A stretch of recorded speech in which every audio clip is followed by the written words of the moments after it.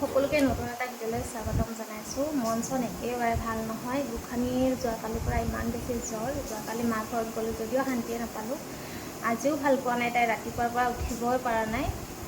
তাই তেনেকুৱা হোৱাৰ কাৰণে মনটো বহুত বেয়া লাগি আছে। গোটেই দেহাটো মানে এৰি দিয়া নিচিনা হৈছে তাই।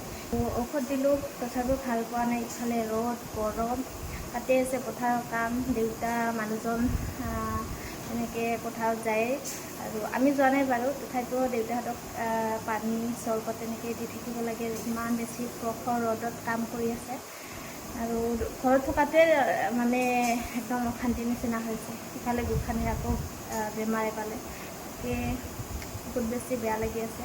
ইমান গৰম। এতিয়া পথাৰৰ কাৰণে যা যোগাৰ কৰি আছোঁ। পথাৰত যিহেতু চাহ দিবৰো সময় হৈছে, গতিকে চাহৰ যোগাৰত লাগি আছোঁ। দুদিন ধৰি একেলগে পুৰি দিলোঁ আৰু সেইবাবে আজি অকণমান চেঞ্জ কৰি দিছোঁ। সদায় এটা বস্তু দিলে খাব বেয়া পাব যে, আৰু চেঞ্জ কৰি দি থাকিলে ভালো পায়। পথাৰত কাম কৰি থাকে, ইমান কষ্ট কৰি অলপ এনেকৈ ভাল কিবা এটা বস্তু বনাই দিব পাৰিলে ভাল লাগে মনটো। আৰু পিঠাখিনি একদম পাতলো নহয় আৰু একেবাৰে ডাঠো কৰা নাই। খাবলৈ হেনো বহুত বেছি ভাল পাইছে। তেনেকৈ ভাল পোৱা বুলি ক'লে মনটো ভাল লাগে। ঔষধ দিলে ভাল পায়, আকৌ আহে তেনেকৈ আছে। তাই চাওকচোন কিমান কষ্ট পাইছে ছোৱালীজনীয়ে।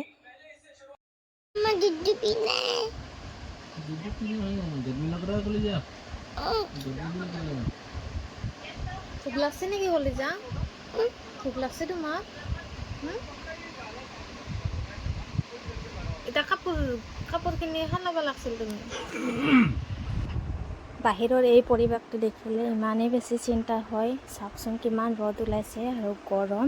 তাৰ মাজতো সেয়া বৰমাই আমাৰ চাউলখিনি জাৰি দিবলৈ আহিছে। বহুত গৰম। চাউল জাৰিলে আৰু ক'বই নালাগে ন, কিমান বেছি গৰম লাগে। তথাপিও কৰিছে আৰু ময়ো ফটাফট ভাতখিনি বনাবলৈ আহিছোঁ। আজি একেবাৰে চিম্পুলকৈ বনাম আৰু যিহেতু গৰম, গতিকে চিম্পুলকৈ খালে শান্তি হয়নে। বাকী ইফালে মানুহজনৰ অৱস্থা নাইকিয়া হৈ গৈছে। পথাৰত ৩-৪ দিনমান একেলগে কাম বহি থাকিবই নোৱাৰিলে, বাগৰিয়ে গ'ল। দেখি ইমানেই বেয়া লাগিছে। বায়ে চৰবত বনাই দিলে, চৰবত খাই আকৌ বাগৰি গৈছে। পথাৰত থকাটো কিমান কষ্ট হয় এই ৰ'দত, তেওঁহে জানিছে। আৰু দেউতাও তেনেকৈয়ে কষ্ট কৰি আছে সদায়। কাৰো এটা লৈ আহা তাতে দিবা।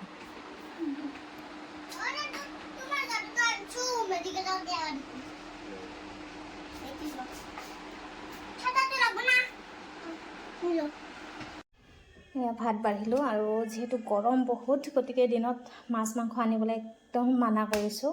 ইফালে ডিম অমলেট কৰি দিলোঁ আৰু ভোট জলকীয়া অলপ ল'ব আৰু ইফালে নেমু টেঙা, ইফালে বাকলি থকা দাইল বনাইছিলোঁ আৰু এয়া হৈছে ভাতকেৰেলা আলু ভাজি, ইফালে ভেন্দি ভাজি আৰু পিঁয়াজ, আৰু আছে ইফালে এয়া দালি, আৰু ইফালে দেউতাকো দি দিলোঁ একেলগে। আৰু জলকীয়া ঘৰৰ, ভেন্দি ঘৰৰ, ভাতকেৰেলা ঘৰৰ। যাই য'তে পাচ্ছে তাতে খাইছে না কিবা। আৰু এটা ভাজি। আজি আৰু ডাঙৰজনীৰো হ'ল। দুয়োজনীকে একেলগে থাকিব মানা কৰিলেও মানে নেৰে।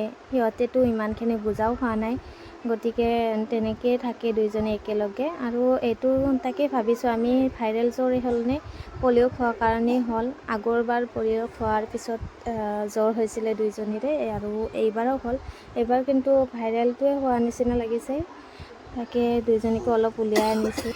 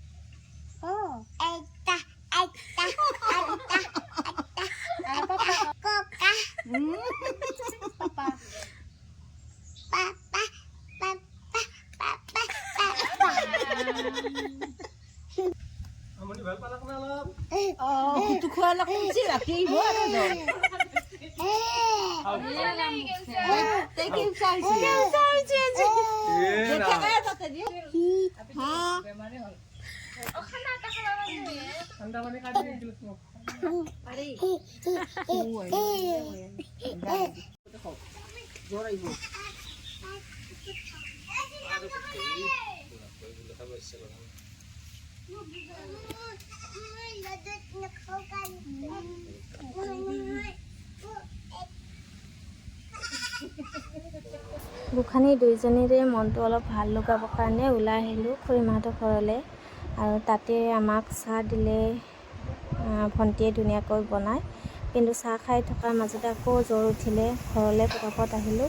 আহি ইফালে দেখোঁ মানুহজনে মানে এদিন মাংস নহ'লে নোৱাৰে চলিব।